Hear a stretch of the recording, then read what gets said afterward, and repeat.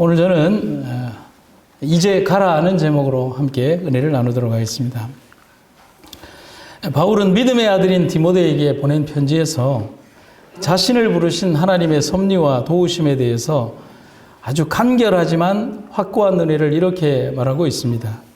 내가 맡은 일을 감당할 수 있도록 힘을 주신 우리 주 그리스도 예수께 나는 감사합니다. 주께서 나를 성실한 사람으로 인정하셔서 당신을 섬기는 직분을 나에게 맡겨주신 것입니다. 바울이 다메섹에서 예수님을 발견했을 때 그는 육체적인 고통보다는 마음의 충격이 더 컸을 것입니다. 왜냐하면 자신이 저질렀던 그 모든 행동과 일들이 하나님을 대적하는 일이라는 사실을 발견했기 때문인 겁니다. 그런데 그런 그가 하나님의 부르심을 받아서 일을 한다는 것은 자기 자신의 용기만으로는 해결하기 힘든 일이었습니다. 왜냐하면 내가 그렇게 결심한다고 해도 주변 사람들이 나를 과연 그렇게 받아들여 줄 것인가에 대한 그런 문제가 또 있는 겁니다. 그런데 여러분, 우리가 걱정할 필요가 없는 것은 바로 그때에 하나님이 그를 위하여 개입하신 것입니다. 그를 직접 부르시고 그가 일하시도록 권한을 주시고 자신을 이끌어 주신 것입니다. 여러분, 오늘도 마찬가지입니다. 하나님의 부르심은 자격이 있고 가르칠 필요가 없는 이들을 부르시는 것이 아닙니다. 자격이 없고 부족하지만 하나님이 그들 곧 우리를 사용하시기 원하십니다. 오늘 우리를 사용하시는 하나님께 감사와 찬양을 드리는 여러분과 제가 되기를 주의 이름으로 축원합니다. 하나님은 그들의 생활에 변화를 주신다. 아마도 하나님은 그들 앞에 그들이 선택하지 않은 의무를 두실 것이다. 그들이 만약 기쁨으로 하나님의 인도를 받고자 하면 하나님은 그들에게 은혜와 능력을 주셔서 복종하고 협조하는 마음으로 이 의무를 감당하게 하실 것이다. 이렇게 해서 그들은 그 자리를 채울 만한 자격을 구비하게 된다. 그 자리에서 그들은 훈련받은 능력을 가지고서 큰 봉사를 하게 된다. 오늘 이 새벽에 이 구절을 발견하고 참 기뻤습니다. 여기에 보면 위쪽 부분에 노란색 글씨로 이렇게 되어 있죠. 아마도 하나님은 그들 앞에 그들이 선택하지 않은 의무를 두실지도 모른다. 하지만 우리가 그 의무에 대한 일들을 받아서 수행하고 성실함으로 진행하고 나아갈 때 하나님께서 우리가 그 직무에 합당한 사람으로 바꾸어 주실 것이다. 아멘입니까? 오늘 여러분과 제가 바로 그런 사람들임을 잊지 마시기를 간절히 바랍니다. 하나님 앞에 모두 부족한 사람들이지만 그런 사람을 사용하셔서 하나님은 사업을 이루신다는 것입니다. 오늘 우리는 부르심을 받은 모세에 대해서 배우고자 합니다. 40년을 애굽에서 살고 도망쳐 나온 미디안 광야에서 40년을 살았습니다. 그런데 그런 그가 불타는 떨기나무가 있는 호렙산에서 부르심을 받고 다시 애굽으로 돌아가서 백성을 이끌라는 명령을 갑자기 받게 됩니다. 여러분, 이 장면에 대해서 딱 한 문장으로 이렇게 말할 수 있습니다. 그는 하나님의 그 명령이 두려웠습니다. 맞을까요? 맞습니다. 모세뿐 아니라 그 어떤 사람이라도 이런 부르심은 두려울 것입니다. 이 세상 어디라도 다 되는데 거기만은 어렵습니다 하는 곳이 있습니다. 여러분들도 그런가요? 세상 모든 사람들은 다 되는데 저 사람은 전도 못하겠습니다 하는 사람이 있지요? 모세에게도 그런 거예요. 하나님, 세상 어디라도 다 갈 수 있는데 거기만은 안 됩니다 하는 곳이 애굽인 거예요. 모세에게 애굽은 바로 그런 장소입니다. 너무 어려운 장소예요. 근데 하나님은 참 이상하셔서 꼭 안 된다라고 말하는데 그런 곳으로 보내십니다. 그때 내 의지와 하나님의 명령이 충돌합니다. 아무리 생각해도 내가 생각해 봤을 때 아닌데 하나님은 다른 곳을 가리키지 않고 그곳만을 가리킵니다. 요나도 마찬가지입니다. 여러분에게 그런 땅은 어디입니까? 여러분에게 그런 명령은 무엇입니까? 여러분에게 그런 사람은 누굽니까? 하지만 기억하십시오. 하나님의 부르심에 선택권은, 우리의 선택권은 포함되어 있지 않다는 사실입니다. 부르심에는 오직 충성과 순종만이 요구된다는 사실을 우리는 잊어버리고 하나님 앞에 주장하고 있지는 않은지 기억할 필요가 있습니다. 증언에 있는 기별입니다.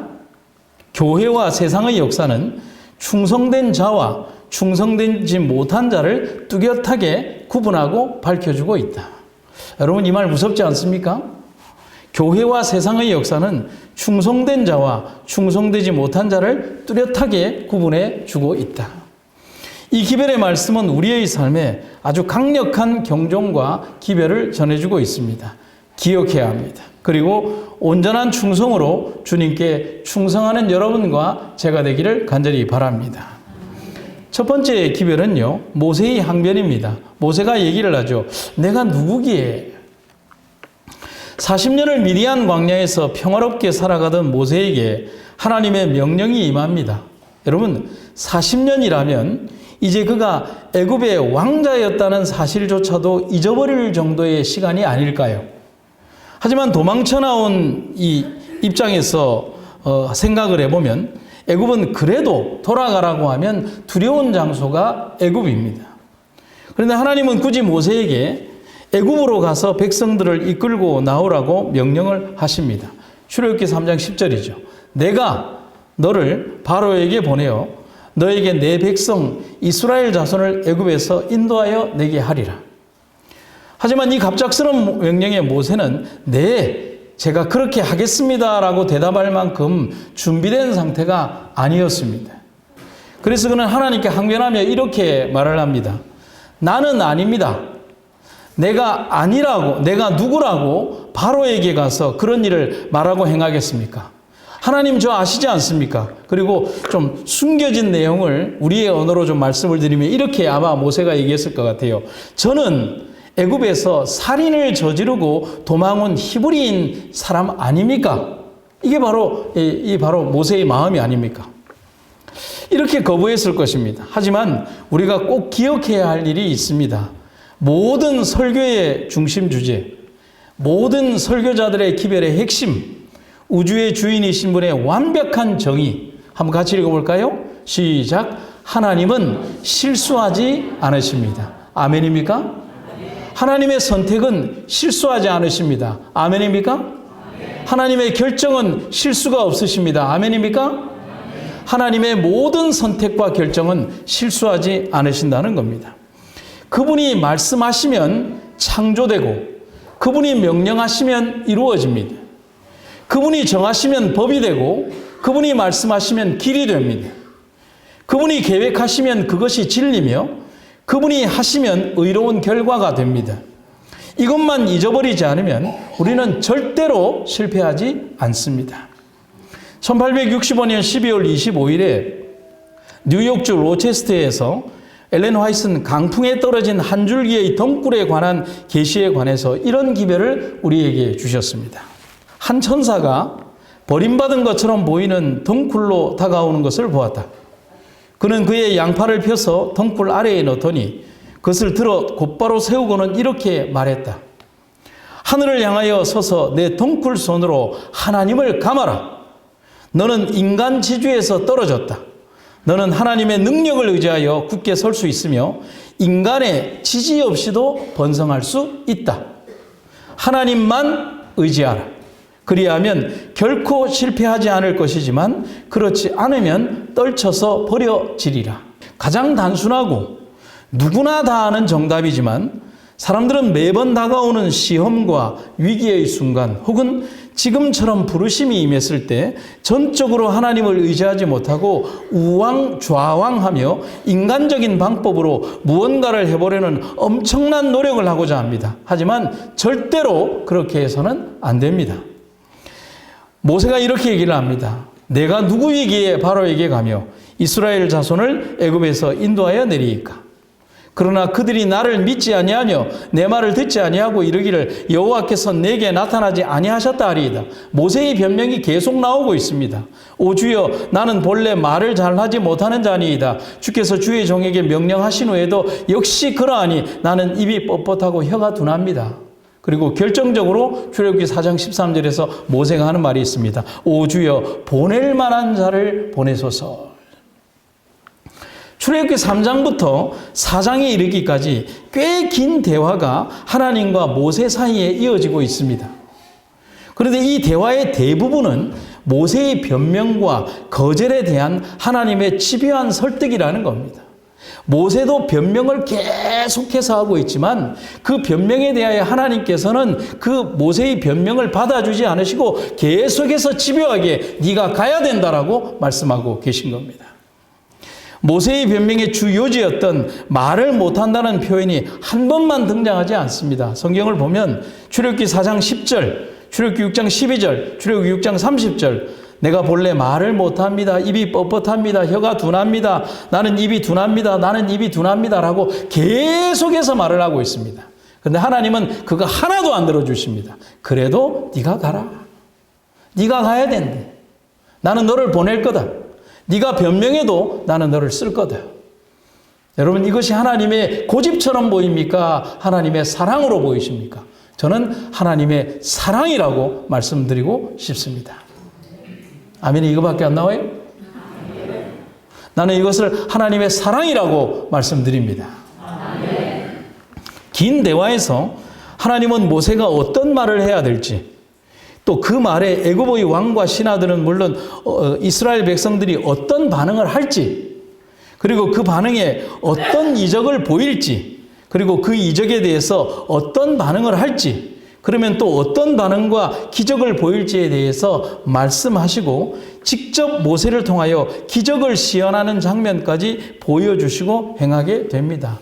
모세의 손을 넣었다가 빼니까 문둥병이 나오고요. 또 다시 넣었다가 빼니 문둥병이 사라지는 기적도 보여줍니다. 내가 이런 일을 할 수 있는 하나님이다 하는 겁니다. 이미 그 전에 지팡이가 뱀으로 변하고 다시 지팡이로 변하는 기적도 모세를 통하여 직접 하게 만들었습니다. 그리고 최종적으로는 나일강이 피로 변하는 애굽에 내릴 열 재앙의 첫 주머니도 그에게 전달했습니다.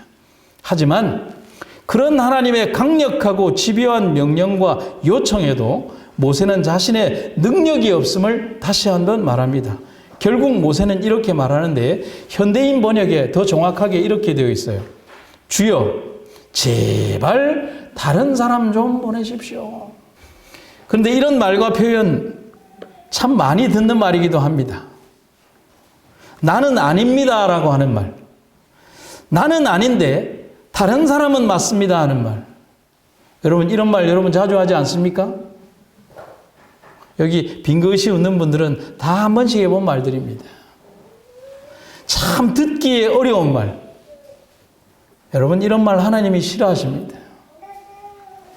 그런데 여러분 본교의 성경 주석에는 이 보내소서라고 하는 이 주석에 대해서 아주 심도 깊게 이렇게 경고하고 있습니다. 모세가 될 수 있는 모든 핑계가 다 부당함이 입증되자 그가 그런 핑계들을 댔던 숨겨진 의도가 명백해졌다. 처음에는 자신의 능력에 대한 의심으로 나타났던 것이 이제는 하나님에 대한 불신으로 드러났다. 성경 주석은 아주 중요한 지적을 합니다. 자신의 능력에 대한 의심이 하나님에게 대한 불신으로 변했다고요. 사단은 절대 인간의 연약한 틈을 그냥 두지 않습니다. 아주 미세한 틈을 이용해서 인간의 감정을 지배합니다. 결국 미혹된 감정은 하나님에 대한 원망과 불신으로 사로잡는데 더욱 위험한 것은 정작 자신은 그것을 모른다는 겁니다. 자기가 옳은 일을 한다고 생각하는 것입니다. 그래서 보낼 만한 자를 보내라는 표현에서 그의 말과 행동이 겸손이라고 말해서는 안 됩니다. 결국 모세의 말에는 하나님의 선택과 결정에 오류가 있다는 것을 말하는 것입니다. 하나님 사람 잘못 보셨습니다. 하나님 사람 잘못 선택하셨습니다. 하나님 내가 아닌데 왜 저를 선택하셨습니까? 결국은 하나님이 결정을 잘못하신 것입니다. 그런데 자기는 너무 겸손해서 자격이 없다고 말하는 겁니다. 인간의 교만은 이렇게까지 자신을 숨길 수 있다는 겁니다. 그래서 교회증언 3권에 참 의미 있는 구절이 있어요. 이런 구절이 있어요. 교만과 편견이 마음에 숨겨진 손님으로 대접을 받고 있다. 여러분 이 표현 무섭습니까? 안 무섭습니까? 무섭죠. 다시 한번 읽어드리겠습니다. 교만과 편견이 마음에 숨겨진 손님으로 대접받고 있다. 참 무서운 경고가 아닐 수 없습니다. 지금의 모세가 그렇고 우리가 그렇습니다. 우리의 능력으로 일을 하는 것이 아닙니다. 하나님이 하시는 것입니다. 여러분, 그것을 우리가 잊어버리면 안 됩니다. 인간적인 생각과 판단에 사로잡혀서 살아온 우리의 삶을 회개하는 여러분과 제가 되기를 간절히 바랍니다. 하나님이 하시는데 내가 하는 것처럼 생각했던 우리의 모든 어제의 교만과 현재의 교만스러운 모습을 회개하도록 합시다. 제가 이 다음 문장을 얘기를 하면 여러분 크게 아멘 하십시오. 그래야만 삽니다. 이 정도는 안 돼요. 여러분, 제가 이 정도 아멘을 들으려고 새벽 1시부터 깨어서 설교를 준비한 게 아니에요. 여러분, 그래야만 우리가 삽니다. 이렇게 서로 이렇게 조작하면 안 되는데, 제가 한 장로교회 목사님을 좀 소개를 해드릴게요. 양산에 가면 삼양교회라고 하는, 경남 양산에 가면 삼양교회라고 하는 곳에 은퇴하신 목사님 가운데 정연철 목사님이라는 분이 있어요. 이분이 개척교회 시절 얘기예요. 이 목사님이 이 개척교회 시절에 너무 힘들고 어려우니까 이곳저곳에 큰 교회에 도움을 요청했습니다. 그래야만 자기가 먹고라도 살 수 있기 때문에 그랬어요. 그러다 어떤 교회, 여선교회에서 매월 35,000원씩 지원해 주는 프로그램이 있다는 거예요. 그래서 이 목사님이 그 돈을 받으러 갔습니다. 그러면 여러분, 이 어려운 교회 목사님, 강도사님이 와서 이런 걸 얘기를 하면 그냥 아무것도 생각하지 말고 절차 같은 거 다 생각하고 수고하십니다 하고 돈 주면 되는데, 이 큰 교회 또 이 여성교회가 그런 게 아닌 거예요. 목사님 보고 기다리라고 하는. 근데 기다린 것이 1시간, 2시간이다 6시간을 기다리게 하더라는 거예요. 6시간 만에 35,000원을 받아가지고 나오는데 눈물이 나더라는 거예요. 그러면서 내가 지금 뭘 하고 있느냐 하는 자괴감이 들더라는 거예요.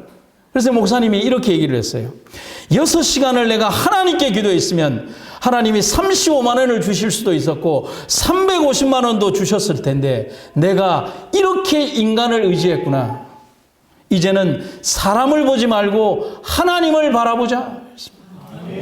그리고 그 이후로부터는 스스로 모든 지원을 끊어버렸습니다. 도와준다는 인간적인 도움 끊어버렸습니다.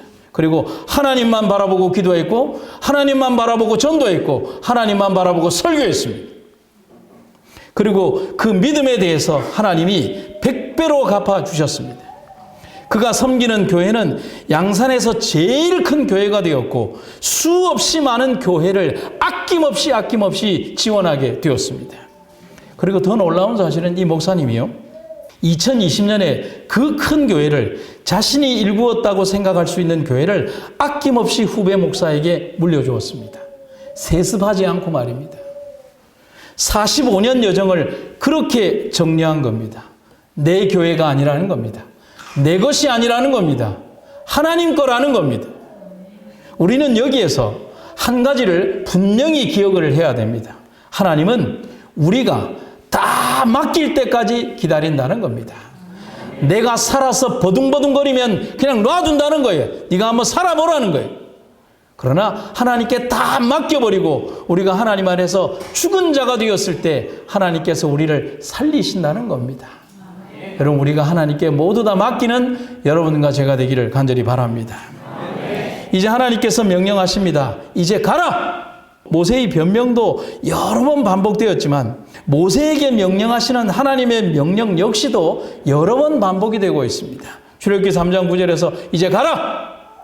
그리고 출애굽기 4장 12절에서 이제 가라! 내가 너의 입과 함께 있어서 할 말을 가르치겠다. 이런 직접적인 표현뿐만이 아니라 간접적인 표현을 다 포함한다면 정말 여러 번에 걸쳐서 하나님께서 모세에게 말씀하시는 가라는 명령은 반복하고 또 반복하고 있다는 겁니다. 정말 집요한 하나님입니다. 여러분, 여러분들을 이 자리에 있게 하시기 위해서 하나님께서 사용하신 방법이 바로 그러한 집요한 방법이었다는 사실을 여러분 잊지 마시고 감사하는 여러분과 제가 되기를 간절히 바랍니다. 굳이 아니라고 하는데 굳이 네가 가야 된다고 하십니다. 대단하죠? 우리가 여기에서 착각하면 안 되는 게 있습니다. 이 사업에 없어서는 안 되는 모세의 절대적인 필요성을 말하는 것이 아니라 도망자일지언정 끝까지 포기하지 않으시고 그를 끝까지 사용하시려는 포기하지 않는 하나님의 사랑의 모습을 우리는 발견해야 하는 것입니다. 여러분, 이 사업에 모세가 없으면 안 된다는 게 아니라 모세가 없어도 되지만 하나님은 굳이 그런 모세를 사용하시겠다는 겁니다. 여러분, 여기에 모세를 빼고 내 이름을 넣으면 됩니다. 아멘입니까? 이 사업은 모세 없이도 할 수 있고 모세가 아니어도 할 수 있지만 하나님은 굳이 모세를 통하여 하시려고 하십니다. 그것은 이 마지막 사업에 있어서도 우리를 그렇게 대하신다는 것입니다. 여러분, 제가 이런 말씀을 드리고 싶습니다. 하나님 사업에서 은퇴라는 말을 쓰시면 안 됩니다. 나이가 많아서라는 말도 쓰시면 안 됩니다. 늙어서라는 말은 더더욱 안 됩니다. 하나님보다 나이 많습니까? 복음에 대한 열정만을 가지고 56년이라는 짧은 인생을 살았던 저명한 목사인 조지 휘필드라는 목사님은 주변에서 이분이 너무 열심히 일하니까 좀 쉬면서 목사님 하십시오라고 하는 말에 대해서 이런 말을 합니다. 녹슬어서 없어지느니 차라리 닳아서 없어지는 것이 더 낫다. 나는 닳아서 없어지는 망치가 되지 녹슨 망치가 되고 싶지는 않습니다. 여러분, 아멘으로 하나님께 영광 돌리기를 바랍니다. 영감의 기별도 이런 기별을 전합니다. 하나님께서 그들에게 주신 능력 중 절반밖에 사용하지 않으며 다른 절반은 활동이 없으므로 녹슬어 사라진다. 그래서 노산 이은상 선생의 식귀에도 표현된 경문과 같은 글이 이런 글이 있습니다. 내 사랑 바칠 곳은 오직 여기뿐. 심장의 더운 피가 식을 때까지 내가 이 모든 일을 행하리라. 물론 이것은 종교적인 식기는 아니지만 저는 이 구절에서 하나만을 말씀드리고 싶습니다. 심장의 더운 피가 식을 때까지, 곧 목숨이 다하는 날까지 자신의 해야 할 일을 하고 삶을 마감하는 여러분과 제가 되기를 간절히 바랍니다. 그런 생각과 마음이 있다면 오늘의 부름에 대해서 모세처럼 이런 연약한 대답을 하지는 않을 것입니다. 이제는 찬미가에 실린 곡을 한번 보시겠습니다. 찬미가 416장 부름받아 나선 이 몸 어디든지 가오리다. 괴로우나 즐거우나 주만 따라 가오리니 어느 누가 막으리까 죽음인들 막으리까. 사랑하는 여러분, 주님께서 오늘 우리를 쓰시기 위하여 부르실 때 내 모든 삶의 모든 전적인 것을 주님을 위해 바치는 여러분과 제가 되기를 간절히 바라옵니다. 믿음 안에서 살아오면서 가장 부끄럽고 후회되는 일이 있습니다. 그것은 내가 무슨 일을 할 때 내 방식과 내 생각으로 판단하고 내가 할 수 있다는 생각을 가졌던 시절이 있었습니다. 당연히 칭찬받는 거 좋아했고 사람의 평가에 기분이 좌우되었습니다. 누군가 내 설교를 듣고 은혜 받았다 하면 괜히 기분이 좋았고 목회에 대한 칭찬을 받으면 기분이 좋았습니다. 아, 내가 목회를 잘하고 있구나라고 교만한 생각이 들었습니다. 내가 대단한 뭔가를 이루었다는 착각을 합니다. 하나님이 다 한 건데. 그런 마음의 교만에 사로잡히고 난 뒤에는 무슨 일이든지 내가 할 수 있다는 생각을 하게 되고 또 그렇게 했습니다.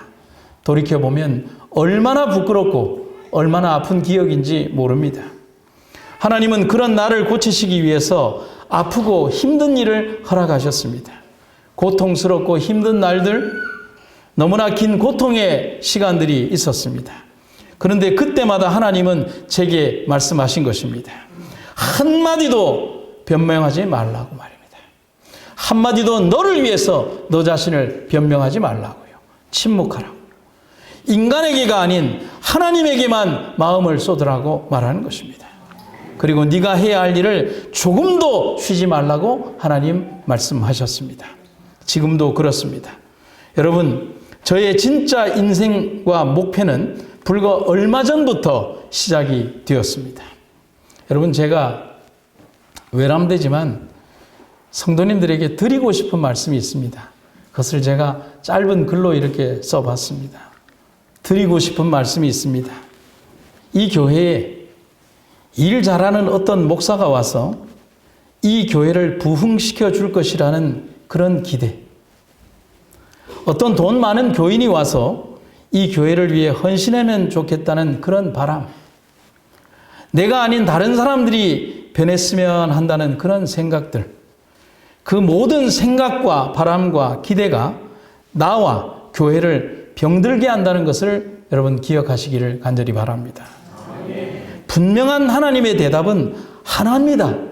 이제 가라! 근데 저는 무엇을 발견했냐면 이 가라는 것이 1인칭 명령입니다. 하나님께서 내게 주어진 명령은 내가 가야 한다는 1인칭 명령입니다. 너가 가라는 2인칭 명령이 아니라 우리가 가라는 3인칭 명령도 아닙니다. 네가 가야 한다는 1인칭 명령입니다. 네가 죽어야 하고 네가 가야 하고 네가 해야 하고 네가 헌신해야 하고 네가 모든 일을 행해야 한다는 것입니다. 여러분 그 1인칭 명령에 바로 내 자신이 있음을 기억하시기를 간절히 바랍니다. 나 아닌 다른 사람을 보내달라는 모세의 집요한 간청에 하나님은 허락지 않았습니다. 능력이 없고 말을 못해서 못 가겠다는 모세의 변명에 하나님은 능력을 주시고 말을 대신할 다른 사람을 주셨습니다. 아론입니다. 하지만 아론의 동행이 아닙니다. 정답이 다른 데 있었습니다. 제가 오늘 이 새벽에 발견한 정말 놀라운 복음이 이겁니다. 모세가 하나님께 아뢰되 내가 누구이기에 바로에게 가며 이스라엘 자손을 애굽에서 인도하여 내리이까 하나님이 이르시되 내가 반드시 너와 함께 있으리라. 아멘입니까? 같이 읽을까요? 시작. 내가 반드시 너와 함께 있으리라. 아멘. 사랑하는 여러분, 저는 생각했어요. 하나님께서 아론을 주신 것이 하나님의 또 다른 능력의 일이라고요. 그런데 그게 아니었어요. 하나님이 함께 하신다는 것이었어요. 여러분 하나님을 찬양합니다. 하지만 감격하기엔 이릅니다. 하나님의 개입하심은 또 다른 데 있었어요. 너는 네가 해야 할 말을 그에게 해줘라. 너는 그의 입에 말을 담아주라. 그 다음 뭐라고요? 나는 너의 입과 함께 할 것이다. 나는 아론의 입과도 함께 할 것이다. 나는 너희가 해야 할 말을 너희에게 가르쳐 주겠다. 아멘. 아멘. 사랑하는 여러분, 아론이 대안이 아닙니다. 이적과 기적이 대안이 아닙니다. 하나님께서 모세와 함께 하시겠다는 것입니다. 하나님의 부르심에는 이유, 곧 섭리가 있습니다. 또한 하나님은 결코 당신의 백성들을 혼자 세상에 보내지 않으십니다. 함께 하십니다. 예수께서 제자들을 2명씩 보내실 때 그냥 보내지 않았습니다. 마가복음 6장 7절에 귀신을 제어하는 능력을 주셨습니다. 그런데 여러분 이것이 단순한 스킬, 능력이라는 것에 여러분 집중하시면 안 됩니다. 그 능력은 곧 성령의 동행, 곧 예수님의 함께 하심을 말하는 것입니다. 하나님의 능력이 함께하지 않으시면 어떻게 귀신을 쫓아내겠습니까? 그렇기에 그들이 능력이 있었던 것입니다. 가라고 명령하실 때 하나님은 언제나 우리와 함께 하십니다. 스펄전 목사님은 이렇게 말씀하십니다. 하나님께서는 자녀들을 불 속에 던질 때 반드시 자기도 그 불 속에 들어가 함께 걸으신다. 목사님의 기별처럼 언제나 우리와 함께 하시는 하나님의 은혜를 잊지 않는 우리가 되기를 간절히 바랍니다. 영감의 기별입니다. 빛을 바라보라. 나는 나의 마음이 어두운 면에 머무는 것을 용납하지 않을 것이다. 예수님은 나를 위한 빛과 위로와 희망과 기쁨을 가지셨다. 의의 태양의 광채가 내 마음에 비추고 다른 이들에게 반사되도록 나는 빛을 바라보기를 원한다. 그리고 그 뒤에 구절이 제 마음을 울렸습니다. 나의 고통 중에서도 하나님은 나를 소유하신다. 아멘입니까? 아멘.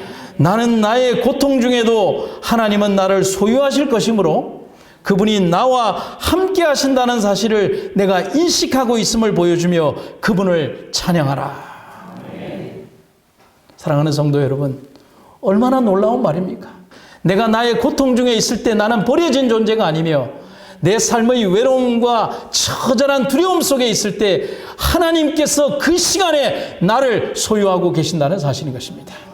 우리는 그 능력의 주님께서 우리와 함께 하시기에 오늘 우리가 서 있고 생애하며 살아갈 수 있음을, 그리고 하나님께서 가라고 명령하실 때 갈 수 있음을 기억하는 여러분과 제가 되기를 간절히 바랍니다. 제가 한 분의 이야기를 들려드리도록 하겠습니다. 6.25 전쟁이 끝나고 세상은 모든 것이 어려웠습니다. 초등학교는 한 반에 70명, 80명씩 공부를 했고 그중에 중학교에 입학하는 학생은 20명도 채 되지 안 되던 시절이었습니다. 그런 시절에 유일하게 어린이들이 모일 수 있는 장소가 있었습니다. 어딜까요? 교회였습니다. 그곳에서 그들은 노래도 부르고 성경 이야기도 들었습니다.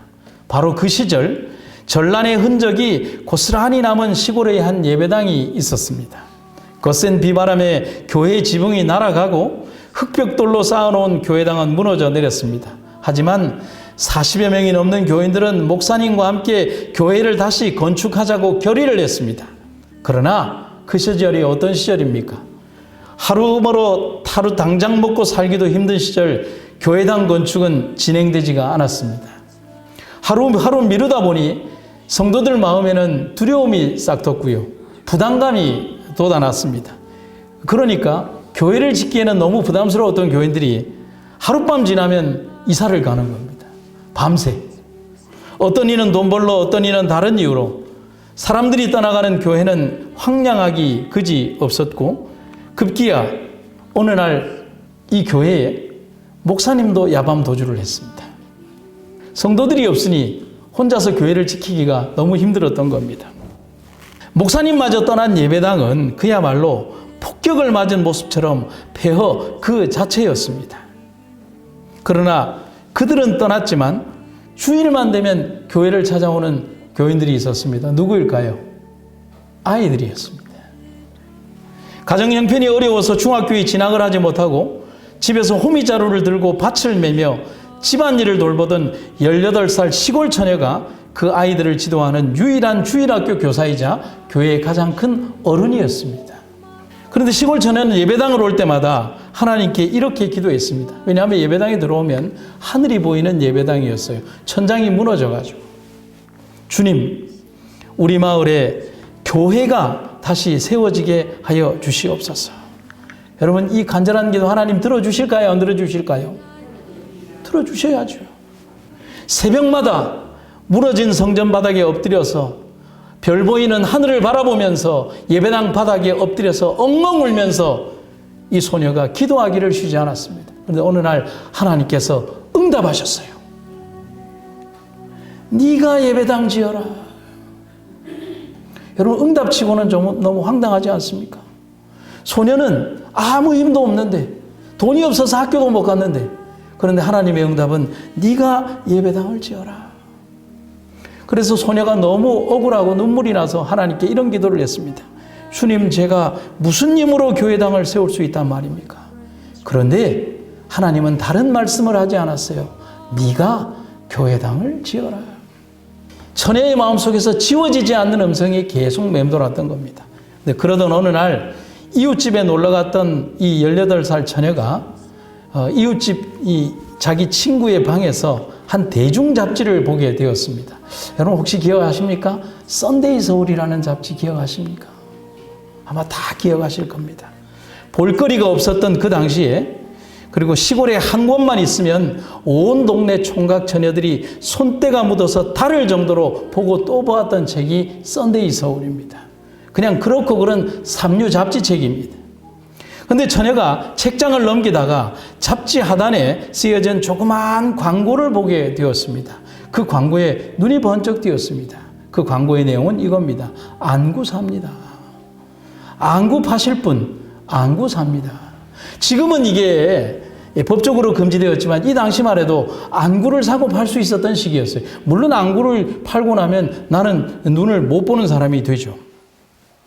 그런데 이 처녀가 무슨 생각이 들었는지 안구 삽니다 라고 하는 이 전화번호와 주소를 이렇게 찢어서 호주머니에 넣고 자기의 집으로 갑니다. 그리고 며칠 뒤에 처녀는 광고에 적힌 안과병원을 찾아갔습니다. 서울에 있는 안과병원을. 그리고 의사에게 대뜸 이렇게 얘기합니다. 선생님, 제 눈을 사주세요 라고 부탁을 합니다. 병원 의사야, 안구를 팔 사람이 있으면 돈을 많이 벌게 되면 그냥 안구를 적출해서 다른 사람에게 주면 되지만 이건 아닌 것 같았어요. 그래서 몇 살이냐고 물어보니까 처녀의 나이가 18살이라고 하는 거예요. 그래서 이 의사 선생님이 이 처녀에게 물었습니다. 처녀는 도대체 집안에 무슨 사정이 있기에 18살 꽃다운 나이에 안구를 팔려고 합니까? 라고 하니까 그 절박한 사정이 뭡니까? 라고 물었습니다. 그때 처녀는 이렇게 얘기를 합니다. 그동안에 있었던 일들을 알려주고 안구를 판 돈으로 교회를 건축하기 위해서 왔노라고 의사에게 말을 했습니다. 이 이야기를 다 들은 의사는 이런 생각을 했습니다. 문제는 이 의사가 기독교인이 아니라는 데 문제가 있는 거예요. 아니, 도대체 교회가 뭐고 예수가 누군데 처녀가 눈까지 팔아서 드려야 하는가? 이런 생각을 하면서 도저히 이 처녀의 눈을 사줄 수가 없는 거예요. 그래서 이 의사 선생님이 내가 조금 생각을 해봐야 되니 내가 방을 하나 잡아줄 테니까 여관에서 쉬고 있으라고 하고서 이 처녀를 여관방에 방을 얻어주고 밥을 먹여가면서 있게 하고 자기는 근처에 있는 교회에 가서 목사님에게 소리를 질렀다고 합니다. 목사 나오라고. 좀 나와보라고. 아니 좀 목사 좀 나와서 나한테 좀 답을 해주라고. 교회가 뭐고 예수가 뭔데 18살 처녀가 눈 팔아서 예배당에 돈을 바쳐야 되냐고.